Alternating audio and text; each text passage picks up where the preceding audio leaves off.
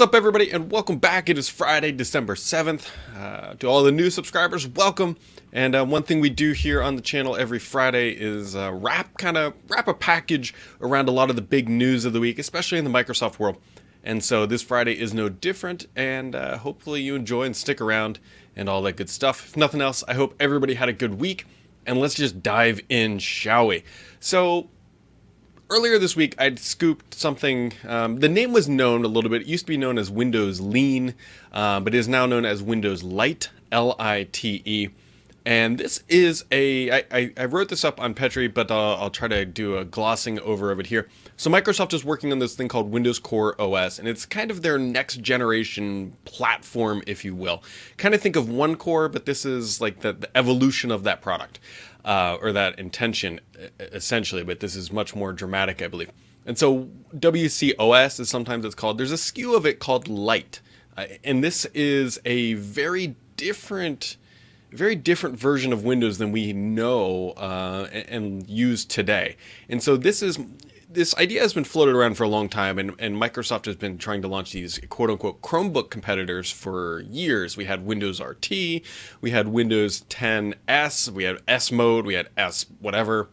And so Microsoft is going back to the drawing board here, and they're getting a little bit more dramatic with that scalpel of things that they're going to do with Windows Lite. So Windows Lite is a massive kind of re-undertaking of what Windows is, if you will. It is a true Chromebook competitor, and it's not. It's pretty big. First of all, there's a couple things. The UI will look different than what you're known to today of Windows 10. Now, it's not going to be crazy different. Like, they're not going to, I don't know, like abandon everything you know and love about what Windows sort of looks like, but it's not going to look exactly like Windows 10. The UI is going to be changed up pretty heavily, and I've seen some mocks about where they're headed with this. So keep that in mind. And there's also a pretty good chance it may not be called Windows. Microsoft is currently considering whether or not this needs a completely different name, because one of the problems is every time they launch something named Windows, people think, okay, Windows means I can go to the web, I can download an application, I can run that application. It's Windows, right? It's the same Windows 95 that I had back in the mid 90s and all that stuff. And yeah, so there's that barrier. And it's going to run on a wide variety of devices. Qualcomm announced some new chips this week that I think are going to be the underpinning infrastructure or hardware for some of these new products coming out in 2019 and all that good stuff. I think it'll run on Intel as well. I think Microsoft Centaurus, which is their Andromeda-like device but larger, might be a hero device for the category potentially. Again, don't take that as verbatim because Microsoft is still working on all this stuff, and Centaurus is roughly a year away, give or take. And so there you go. Anyways, Windows Lite will run UWP, it'll run PWA. It'll think of like what Chrome OS can do.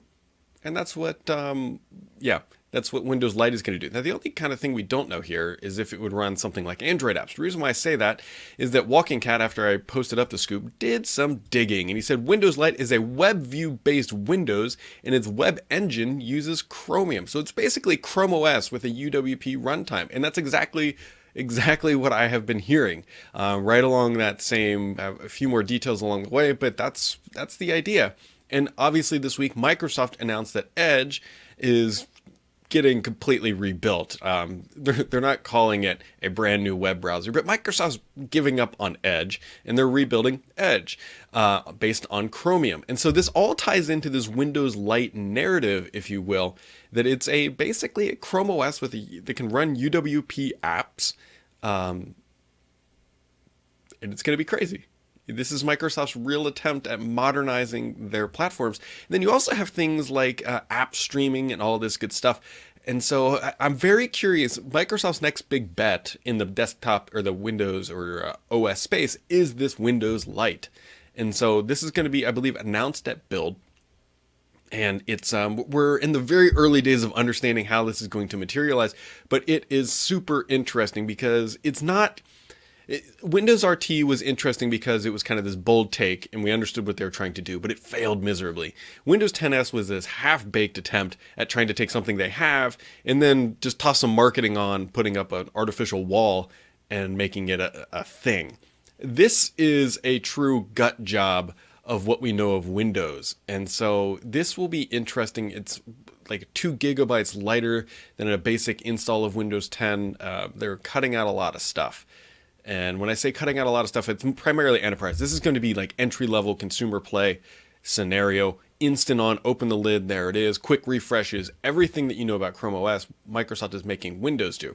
Now the question is, does anyone give a crap about it? Does that matter? Because what's wrong with Windows 10 right now? I know that yes, it's not Chrome OS, but maybe, I don't know, Microsoft's clearly scared and they're trying to just throw things at the wall, I think, at this point and see what sticks. And so this will be super interesting. I think we're just getting started on what Windows Lite is, and hopefully you find it interesting as well. Other things Microsoft's doing, which I just alluded to and that you probably already know by now, but Chromium, Microsoft is killing Edge. And then they're rebuilding a new browser based on Chromium, which is the underpinnings of Chrome web browser. And they're calling it Edge. But it's not Edge really because it's not Edge. Well, it's also coming to Windows 7, Windows 8, Windows 10, Mac OS. And it wouldn't surprise me if it shows up on Linux, because why the hell not at this point? And the basic things you need to know here is that if you click that little blue E and you browse the web, that's never going to change. The only thing that's going to change is that it's just going to kind of work better. And I did a video on this. Go check it out. It's on the channel down below. This is the right move. It's the right move. There's this big argument from a very small group saying, well, we're headed to a monoculture web and blah, blah, blah, and this is the end of the world. Well, the only thing I can say to that is if you're making that argument and you're using Chrome, then you're part of the problem. And the problem is that Chrome won. Microsoft got screwed by the EU with a heavy-handed approach to the to the browser ballot screen. Granted, I don't know if that actually truly killed Internet Explorer. I think it did help the open web, if you will. So maybe I shouldn't say screwed, but I mean, it definitely hurt them because Microsoft was in the dominant position, and now they're not. And now Google is, and now Google gets to pretty much dictate what happens to the web, because the argument is what happens. Microsoft's plan here is to be a massive contributor to Chromium, right? They're going to help standardize it and do all their stuff and make Chromium better, make the web better, if you will. The problem is, what if Google comes along and says, screw it, Microsoft wants to implement this change, everybody voted yes, but we're just going to do our own thing on Blink, and and so they're right back where they started. So Chrome and Google still really just kind of control this thing, and there's not a whole lot other people can do until the Chrome web browser is no longer the massively dominant player in the industry. And so that doesn't change by Microsoft switching to Chromium, because Chromium is open source and anybody can use it and build their own browser if they want. But here we are. Other funny things, just a small note, Microsoft actually removed the banner from Microsoft.com. If you go there, it used to say, hey, try Edge. It's the best web browser on the planet. That's gone now. At least it was for me. And so this ties into their announcement and all this heavy-handed approach to get people to use Edge, blah, blah, blah. I still contend that this is one of the best things Microsoft has done in the past couple of years, just because it's going to give them the ability to focus on adding value rather than trying to play catch up. And that is the biggest takeaway you should understand from all this. The other massive announcement this week, this was like a crazy week for first week of December, or whatever week of December we're in, all this stuff coming out. So Qualcomm announced their next generation CPU/GPU, silicon on a chip, whatever you want to call it, for Windows. And they're calling it the very tantalizing 8CX. Most people were thinking it was going to be called Snapdragon 1000, but here we are with 8CX. Branding aside, I'm not a big fan of that name, but the naming doesn't matter. It's what performance is, and it's supposed to be computing extreme or something dumb like that. But what matters here is, does it actually make Windows better? And so the good thing here is that Qualcomm is specifically building a chip to run Windows. They're not trying to take that mobile platform, that cell phone thing, and then turn it into, or essentially just drop it in and then say, run Windows, it's going to be great. So no, they're actually taking the dedicated approach of building a chip customized and designed for Windows with the same epic 20 plus hours of battery life. Put that in quotes and got a cough. Put that in quotes, mostly because, it's manufacturers telling us what they want to hear. It's supposed to compete with a Core i5 U-series Intel chip. Again, not their highest performing chip, but again, if they can keep tit for tat with Intel and performance, it's a good thing. Again, we need to wait until these devices come out, which won't ship until later next year, I believe. But but I can't stress enough how important this is for Microsoft to not only be relying on Intel. I'm still holding out the day that Qualcomm can just build a chip that is better than Intel in every single way, and then we all just run Intel. We've been hoping for this for a couple years now, and we're slowly getting there. I think Qualcomm is the best chance to actually help Intel or knock off Intel from their perch, because for the consumer, options are always best, and the more options we have, the better experience we're going to get. So I'm looking forward to this and seeing how it works out. And the other one, the other major thing. So it's great that Qualcomm announced all this stuff, but we got to remember that it's up to Microsoft to optimize Windows 10 on ARM to make sure that it takes the best approach to utilizing this chipset to actually get the best performance. There were some emulation issues with the last gen stuff that kind of made things a little murky. But again, this is a journey, not a one-trip destination. So just keep that in mind. I'm very optimistic about what Qualcomm is doing. I just hope that it materializes fast enough that they don't abandon the plans, if you will. Other things happening in the world of Microsoft this week. Outlook, your mobile app, got a UI refresh. If you haven't gotten it yet, it should arrive soon. It said it's rolling out. And Microsoft also open sourced a bunch of stuff: WPF, WinForms, WinUI, and blah, blah, blah. And the list goes on. They had their Connect conference was it in New York? And maybe it wasn't. I can never remember. They moved it around this year. But anyways, interestingly enough, they talked about open sourcing all this stuff, but they didn't announce the Chromium update for Edge, which makes me wonder if this was not really planned. It did leak earlier in the week, and then Microsoft just came out and said, hey, here it is, but you can't download anything, you can't see anything. And so I wonder if they were kind of pushed to announce this quickly, but here we are.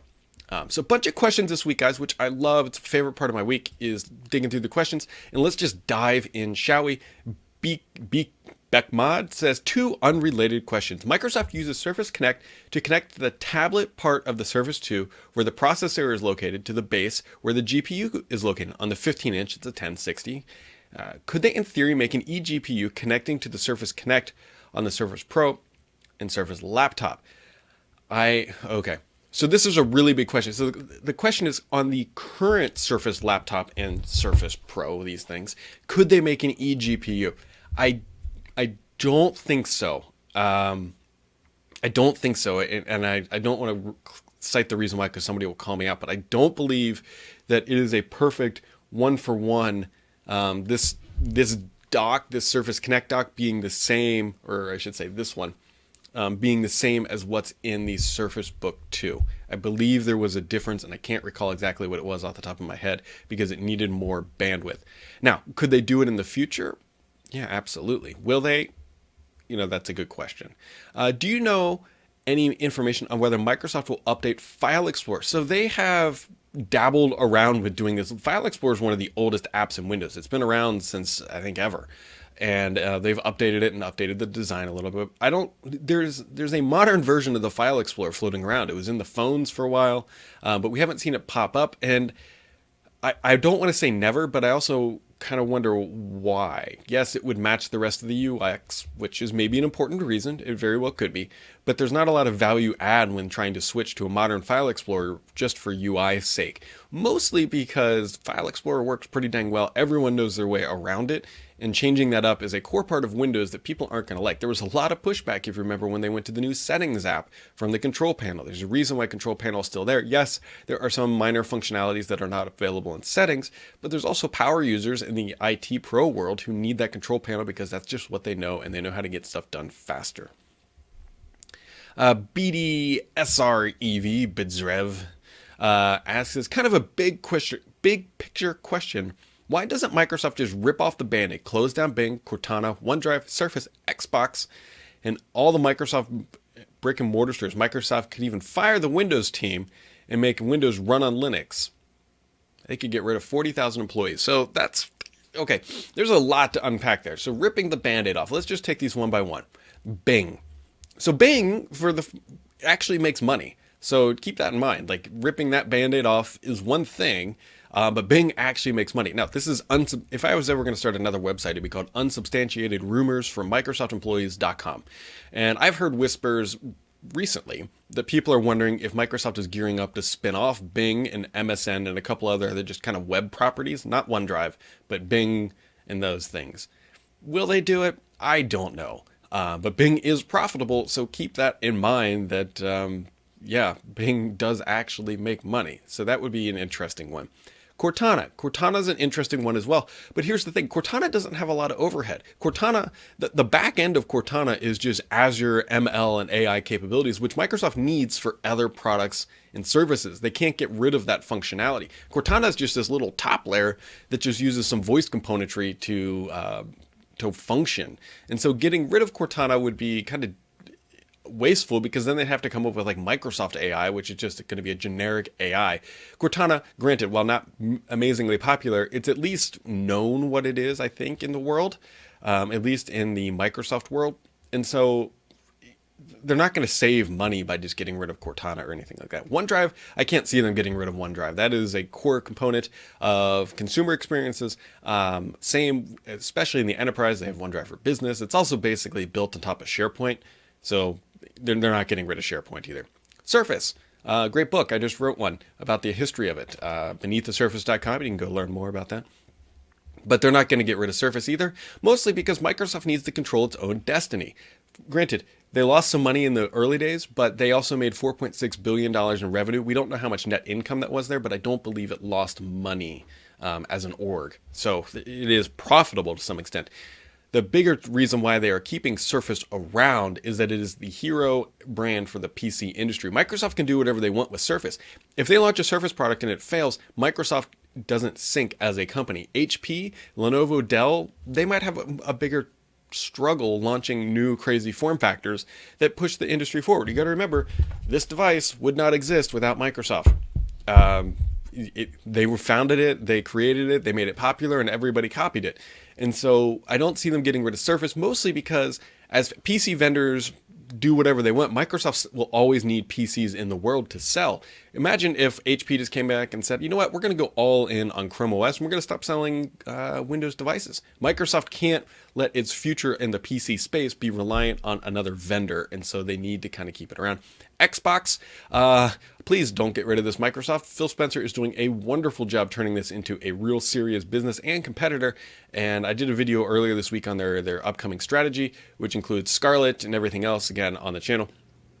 And I think Microsoft is finally figuring out how to turn gaming into a service with Game Pass. They've done a good job with Xbox Live Gold, and it's only going to get better. So I don't see that happening initially. Now, getting Windows to run on Linux, that could be done, because you got to remember, what is Windows? For most users, it's just that UI interface. That already exists in Linux. Microsoft could just copy everything, but they're not going to do that because people are going to have issues with things like running just simple .exe files and all that stuff. And so they still make quite a bit of money selling Windows to enterprise customers. Keep that in mind.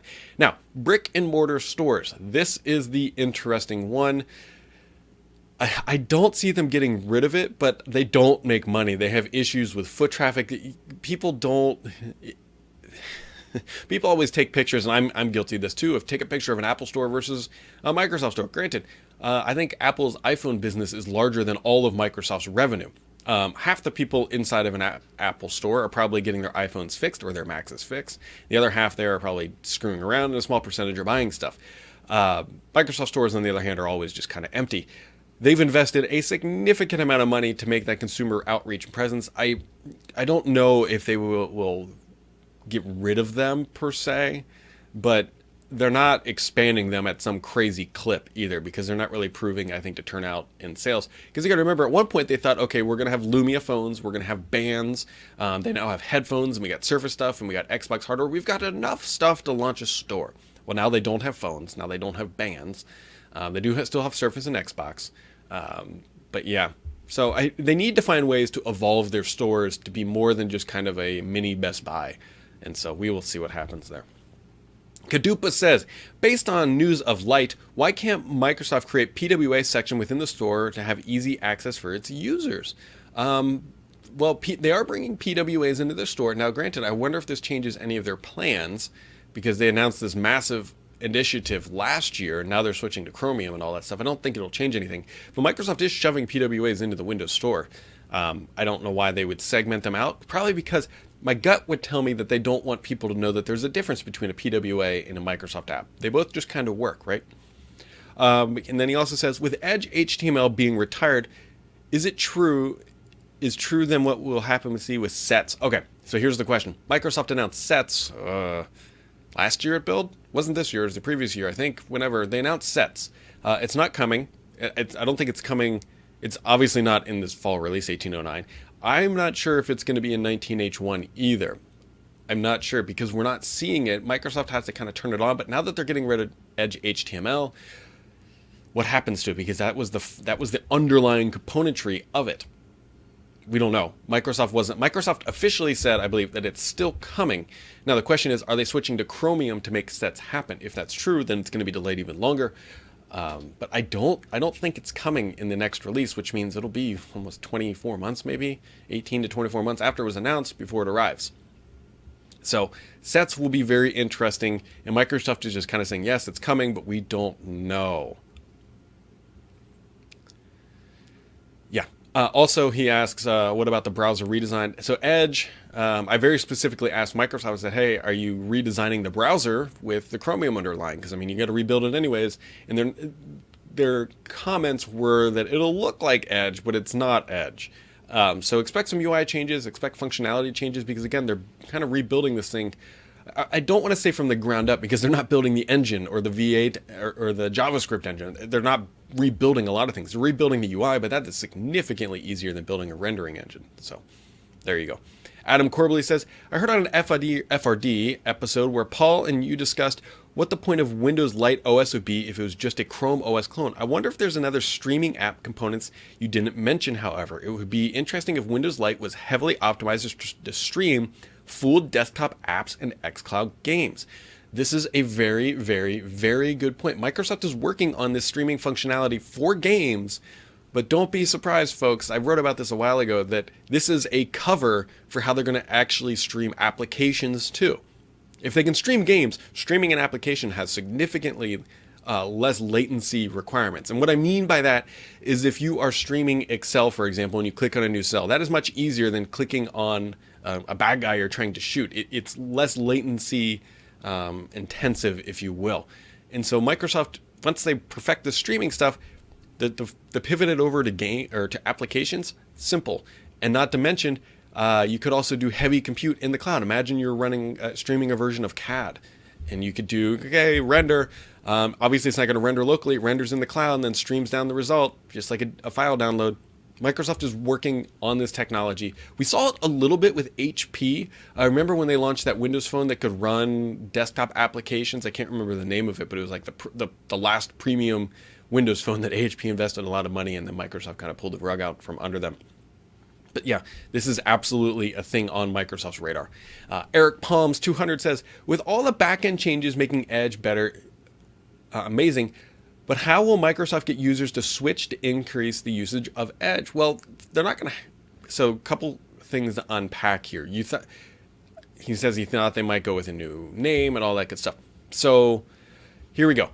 First off, the number one way they will increase Edge adoption rate is they will make it available everywhere for 7, 10, 8 macOS. That is the cheap way, right? It's just an application. To get it to run on older versions of Windows is not a difficult task. Then the other way here is that for people who are already using Edge, they won't know. They'll just continue to click that blue E, except things will just work better. So those users should stay put for the most part.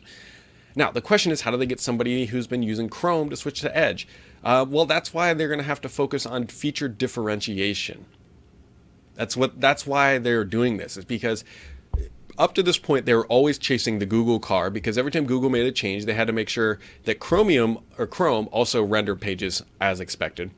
Actually, I said that backwards. They had to make sure Edge rendered pages that were designed for Chrome rendered correctly, along with supporting web standards. So they were always chasing these updates to Google Chrome, and they could put less resources to feature differentiation. It's why it always kind of lagged behind, because they had to build an engine, they had to build one that adhered to web standards and to Chrome kind of oddities, and then they had to build features, and they had all these people working on it, and they said, screw it, let's just let the open source community take care of Chromium, and we'll just build features on top. So hopefully through feature differentiation, it's going to be tough. It's not going to be something that's going to be overnight success, but hopefully Microsoft can figure it out, because the web will be better if more people use Edge, but the web will only get better if Edge is a better browser. So it's going to be tough. It's going to be tough. So some Edge-related questions from Tourniquet. He says, is Edge coming to the Windows 10 store? It is not. Microsoft told me this explicitly, and it kind of makes sense. If it's coming to 7, 8, 10, and Mac OS, those don't have a Windows store. Well, 10 does. But, well, I guess 8 does too, but 7 and Mac OS do not. And so they're going to have one servicing package to rule them all. I think it actually might be updated via Windows Update. Don't quote me on that. But it's definitely going to be updated outside of the store, outside of the Windows 10 servicing model. So it's going to get more than 2 updates per year. Hopefully once a month would be nice. So, and then his other question is, and this one's kind of interesting. They clearly said it's coming to all supported Windows. Windows 10 Mobile is technically still supported. I don't know if it's coming to Windows 10 Mobile. It's a good question, though. Oh, God. Ahem Taxoy, 1985. I butchered that. For Microsoft Windows 7 and 8, for Microsoft Windows 7 and 8 was deprecated. Well, not technically yet. But they changed their mind. Chromium Edge browser opens the doors to much more users. Then why not release a unified Windows store for all? So they could release a Windows unified store for all. They could, but that would take some serious some changes, mostly because specifically 7 does not have a lot of the infrastructure needed to run a UWP application. You can't just copy and paste a UWP app to Windows 7 and it'll run. So there need to be some core changes. And the fact that Windows 7 is going to be reaching end of life in just about 13 months. Yeah, it's going to be, it is a little interesting. I think it was more of the, well, hell, to make it run on Windows 7, that's super easy. Why don't we throw these people a bone, let them work and use Windows 7, and there you go. I mean, it's not like they are completely retooling the browser to run on Windows 7. It's more of, people are going to be able to do this anyways. Why stop them? And then he says, new Office and Windows icons are colorized. Tiles have color background. This is breaking colored background and white flat background design choices. New icons look better without tiles. I prefer icons, but what is your idea with the new design? So you can't appease everyone with new designs. I personally like them. I can't fully decide if they follow everything Fluent is supposed to be. So I don't know. Icons are icons. People are going to like them. Some people aren't going to like them. I think they did a good job personally, but that is subjective to my own opinion. Jambi says, what will happen to IE? Will it continue to be a relic within Windows 10 System 32 folder, just like it's a good friend to the the dialer applet? Never updated, just always there. It will continue to be there. I asked Microsoft this specifically because there's a lot of organizations that have Windows intranet sites or have intranet sites that are based explicitly around Internet Explorer. So it is not going away. It'll just kind of be there in the background, like a whisper in the wind, and it'll arrive when you need it and go away when you don't. But I don't see them getting rid of it. Maybe pulling it out of home possibly, but it's definitely going to remain in Enterprise. And then Sneakish says, hi Brad, looking to purchase your book. What a great question. That was really populous there. What would be the best method to give you the most impact in terms of ratings and exposure? I'm assuming Amazon, but wanted to confirm. Here's my response to that. Buy the book where it is most convenient to you. If you're going to be reading it on your Kindle, buy it from the Kindle store. If you want to read it anywhere else, go to LeanPub because that's a DRM-free EPUB file. And if you want a physical book, Amazon's the best spot because their logistics are insane, and that is the cheapest way to get it shipped to you. So my response to that is, 1, just enjoy the book. 2, buy it. And if you like it, leave a review because those always are helpful on Amazon. And so for everybody wanting an audiobook, got a lot of requests. I'm in the process of speccing that out. I'm using a third-party service promoted by Amazon and Audible and all those guys called ACX, where you can interview a whole bunch of different voiceover people, and you pick one, then they read the book, and it takes about 4 weeks or so. And so that is in the process, so look for that hopefully in January.